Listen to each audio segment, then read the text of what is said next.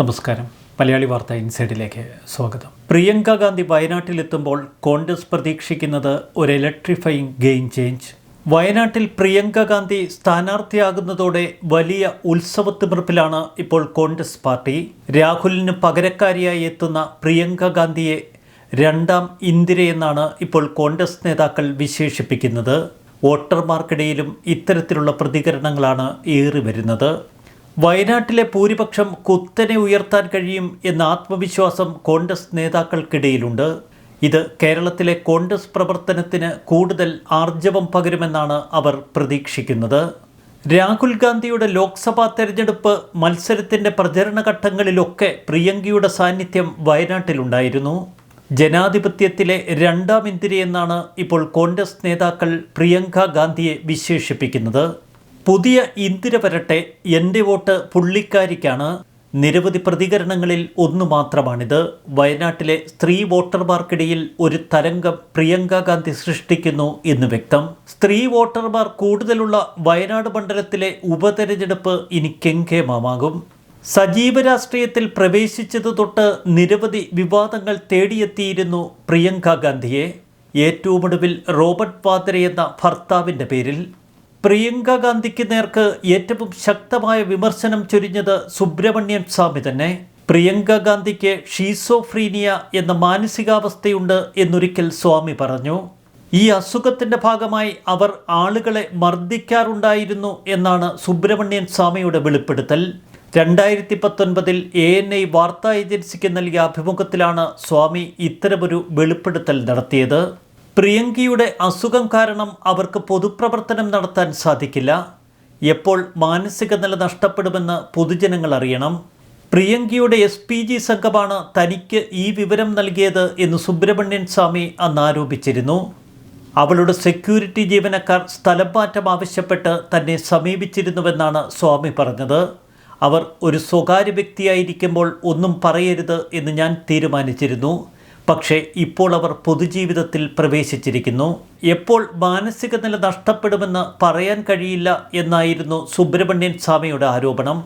2019 ലോക്സഭാ തെരഞ്ഞെടുപ്പിൻ്റെ പ്രതാപത്തിനായി കോൺഗ്രസ് ചോക്ലേറ്റ് മുഖങ്ങളെ ആശ്രയിക്കുകയാണെന്നും പാർട്ടിയിൽ ശക്തരായ നേതാക്കളില്ല എന്നും BJP നേതാവ് കൈലാഷ് വിജയവർഗീയ അന്ന് ആരോപിച്ചു. സുന്ദരമായ മുഖത്തിൻ്റെ ബലത്തിൽ വോട്ട് നേടാനാവില്ല എന്നായിരുന്നു ബീഹാർ മന്ത്രിയായിരുന്ന വിനോദ് നാരായൺ ഝാ പറഞ്ഞത്. ഭൂമി തട്ടിപ്പ് കേസിലും നിരവധി അഴിമതി കേസുകളിലുമൊക്കെ പ്രതിയായ റോബർട്ട് വാദ്രയുടെ ഭാര്യയാണ് പ്രിയങ്കയെന്ന് അന്ന് BJP നേതാക്കൾ ആരോപണമുന്നയിച്ചു.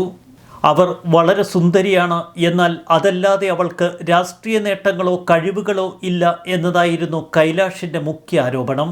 ഒടുവിൽ വയനാട്ടിൽ സ്ഥാനാർത്ഥിയായി പ്രിയങ്ക ഗാന്ധി എത്തുമ്പോൾ റായ്ബറേലിയിൽ മത്സരിക്കാൻ ധൈര്യമില്ലാതെ വയനാട്ടിലേക്ക് പ്രിയങ്ക ഒളിച്ചോടിയെന്നതാണ് അവർ നേരിടുന്ന ആരോപണം. ഒരുപാട് അഗ്നിപരീക്ഷണങ്ങൾക്കൊടുവിലാണ് പ്രിയങ്ക ഗാന്ധിയുടെ സ്ഥാനാർത്ഥിത്വം. 99 തെരഞ്ഞെടുപ്പിൽ പ്രിയങ്ക ഗാന്ധി മത്സരിക്കുമോ എന്നത് തൻ്റെ മനസ്സിലെ വലിയ ചോദ്യമായിരുന്നുവെന്ന് അവർ ഒരിക്കൽ വെളിപ്പെടുത്തി. ഉത്തരം കിട്ടാതായപ്പോൾ 10 ദിവസം വിപാസന മെഡിറ്റേഷന് താൻ പോയി. കുഞ്ഞുനാൾ മുതൽ തന്നെ അമ്മൂമ്മ ഇന്ദിരാഗാന്ധിയുമായാണ് ആളുകൾ തന്നെ താരതമ്യം ചെയ്തിരുന്നത്. എന്നാൽ താൻ ഇന്ദിരയല്ല പ്രിയങ്കയാണ് എന്ന് തൻ്റെ മനസ്സ് പറഞ്ഞുകൊണ്ടിരുന്നു എന്നൊരിക്കൽ പ്രിയങ്ക ഗാന്ധി ഒരു അഭിമുഖത്തിൽ പറഞ്ഞു. താൻ ഇന്ദിരാഗാന്ധി അല്ലല്ലോ, പ്രിയങ്ക ഗാന്ധിയാണല്ലോ എന്ന് തിരിച്ചറിഞ്ഞ നിമിഷമാണ് തൻ്റെ ജീവിതം മാറിമറിഞ്ഞത് എന്ന് പ്രിയങ്കയുടെ വാക്കുകൾ. എല്ലാവരും പറയുന്നത് താൻ അമ്മൂമ്മയെപ്പോലെയെന്ന്, എന്നാൽ താൻ അച്ഛനെ പോലെയാണ് എന്ന് തൻ്റെ മനസ്സു പറയുന്നുവെന്നാണ് പ്രിയങ്കയുടെ വാക്കുകൾ.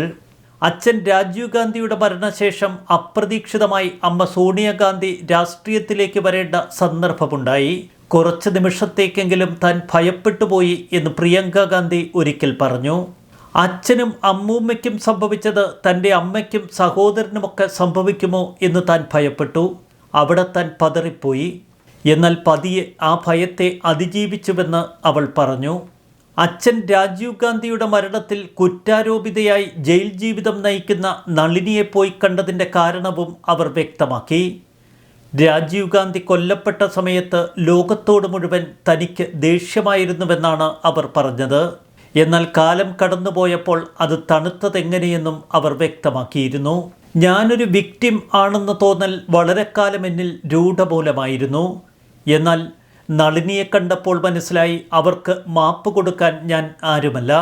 കാരണം അവരും എന്നെപ്പോലെ ഒരു വലിയ വിക്ടിം മാത്രമായിരുന്നു. മറ്റൊരു സാഹചര്യത്തിൻ്റെ വിക്ടിമായിരുന്നു നളിനി എന്ന ആ കുറ്റവാളി. ഞാൻ അനുഭവിച്ചതിന് തുല്യമോ അതിൽ കൂടുതലോ സങ്കടം അവരും അനുഭവിക്കുന്നുവെന്ന് ഞാൻ മനസ്സിലാക്കി. രാഷ്ട്രീയത്തിലേക്ക് പ്രിയങ്ക ഗാന്ധി എത്തുമോ എന്ന ചോദ്യം ഏറെക്കാലം ശക്തമായിരുന്നു ഇന്ത്യയിൽ. എന്നാൽ ഒടുവിൽ സജീവ രാഷ്ട്രീയത്തിലേക്ക് പ്രിയങ്ക ഗാന്ധി കടന്നപ്പോൾ മുതൽ അവർക്ക് നേരെ ആരോപണ ശരങ്ങൾ നിരന്നു. നെഹ്റു കുടുംബത്തിലെ ഇളമുറക്കാരിയാണ് പ്രിയങ്ക ഗാന്ധി.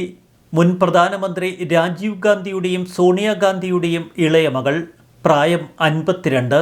സജീവ രാഷ്ട്രീയത്തിലേക്ക് പ്രിയങ്ക ഔദ്യോഗികമായി പ്രവേശിച്ചത് തൻ്റെ 47-ാം വയസ്സിൽ. പിന്നീട് ഹിന്ദി ഹൃദയഭൂമിയായ ഉത്തർപ്രദേശ് സംഘടനാ പ്രവർത്തന മേഖലയാക്കി. ഉത്തർപ്രദേശിൽ ശക്തി ക്ഷയിച്ച കോൺഗ്രസിൻ്റെ തിരിച്ചുവരവിനായി അക്ഷീണം പ്രയത്നിച്ച നേതാക്കളിൽ ഒരാൾ എന്ന ഖ്യാതിയാണ് പ്രിയങ്കയ്ക്ക് അലങ്കാരമായത്. 1972 ജനുവരി 12 ഡൽഹിയിൽ പ്രിയങ്കയുടെ ജനനം. 84 വരെ ഡെറാഡൂണിലെ വെൽഹാം ഗേൾസ് സ്കൂളിൽ പഠനം. മുത്തശ്ശി ഇന്ദിരാഗാന്ധിക്ക് വെടിയേറ്റ് ജീവൻ നഷ്ടപ്പെടുമ്പോൾ അന്ന് പ്രിയങ്കയുടെ പ്രായം 12. സുരക്ഷാ പ്രശ്നങ്ങൾ ഉയർന്നതോടെ പ്രിയങ്കയെ കുടുംബം ഡൽഹിയിലേക്ക് കൂട്ടിക്കൊണ്ടുവന്നു. പിന്നീട് ഡൽഹിയിലെ convent of Jesus and Mary ഉൾപ്പെടെയുള്ള സ്കൂളുകളിലായിരുന്നു അവളുടെ പഠനം. 19-ാം വയസ്സിലാണ് പ്രിയങ്കയ്ക്ക് അച്ഛൻ രാജീവ് ഗാന്ധിയെ നഷ്ടപ്പെടുന്നത്.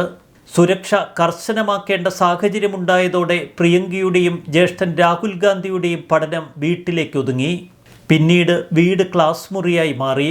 സഹപാഠികളുടെ അഭാവത്തിൽ ഇരുവരും വീട്ടിൽ പഠനം ആരംഭിച്ചു. ഡൽഹി യൂണിവേഴ്സിറ്റിയുടെ ഭാഗമായ ജീസസ് ആൻഡ് മേരി കോളേജിലായിരുന്നു പ്രിയങ്കയുടെ ബിരുദ പഠനം. സൈക്കോളജിയിൽ ബിരുദം നേടിയതിനു ശേഷം 2010 ബുദ്ധിസ്റ്റ് സ്റ്റഡീസിൽ ബിരുദാനന്തര ബിരുദവും കരസ്ഥമാക്കി. 1997 ഡൽഹി കേന്ദ്രീകരിച്ചുള്ള വ്യവസായി റോബർട്ട് വാദ്രയെ പ്രിയങ്ക വിവാഹം കഴിച്ചു. മുഴുവൻ സമയ രാഷ്ട്രീയ പ്രവർത്തനത്തിന് മുൻപ് തന്നെ സോണിയാഗാന്ധിയുടെ മണ്ഡലമായ റായ്ബറേലിയയിലേക്കും രാഹുൽ ഗാന്ധിയുടെ മണ്ഡലമായ അമേഠിയിലേക്കും പ്രിയങ്ക പതിവായി എത്തുമായിരുന്നു. 2004 ലോക്സഭാ തെരഞ്ഞെടുപ്പിൽ സോണിയാഗാന്ധിക്കും രാഹുൽ ഗാന്ധിക്കുമായുള്ള പ്രചരണം ഏകോപിപ്പിച്ചതും പ്രിയങ്ക തന്നെ. 2007 നിയമസഭാ തെരഞ്ഞെടുപ്പിലും അവർ സജീവമായി രാഷ്ട്രീയത്തിൽ ഇടപെട്ടു. ഒടുവിൽ 2019 ജനുവരി 23 പ്രിയങ്കയുടെ ഔദ്യോഗിക രാഷ്ട്രീയ പ്രവേശനം. ഒടുവിലിത രാഹുൽ ഗാന്ധി ഒഴിഞ്ഞ വയനാട്ടിൽ നിന്ന് തൻ്റെ തെരഞ്ഞെടുപ്പ് രാഷ്ട്രീയത്തിന് അവർ അരങ്ങേറ്റം കുറിക്കുന്നു. ഇത് കേരള രാഷ്ട്രീയത്തിൽ ചില ചലനങ്ങളുണ്ടാക്കും എന്ന് വ്യക്തമാണ്. കേരളത്തിലെ കോൺഗ്രസ് പ്രസ്ഥാനത്തിന് ഇനി ആർജവം ഏറും എന്നതിൽ സംശയം വേണ്ട. രാഹുൽ ഗാന്ധി നേടിയതിനേക്കാൾ ഭൂരിപക്ഷം പ്രിയങ്ക നേടുമെന്നാണ് ഇപ്പോൾ കോൺഗ്രസ് വിലയിരുത്തൽ. വയനാട്ടിൽ ഒരു വനിതാ സ്ഥാനാർത്ഥിയെ മത്സരിപ്പിക്കാൻ UDF ഒരുക്കുന്നത് ഏറെ സന്തോഷം പകരുന്ന വാർത്തയാണ് എന്ന് ആനി രാജയുടെ പ്രതികരണം. പ്രിയങ്ക കേരളത്തിലെത്തുമ്പോൾ കേരള രാഷ്ട്രീയത്തിലും ചില ചലനങ്ങളുണ്ടാകും എന്ന് വ്യക്തം. കോൺഗ്രസ് സംഘടനയ്ക്കുള്ളിൽ കൂടുതൽ ആർജവമുണ്ടാകും എന്നതാണ് കോൺഗ്രസ് നേതാക്കളുടെ കണക്കുകൂട്ടൽ. പ്രിയങ്ക ഇനി വയനാടിൻ്റെ താരമാകും, ഒപ്പം കേരളത്തിൻ്റെയും. ന്യൂസ് ഡെസ്ക് മലയാളി വാർത്ത ഇൻസൈഡ്.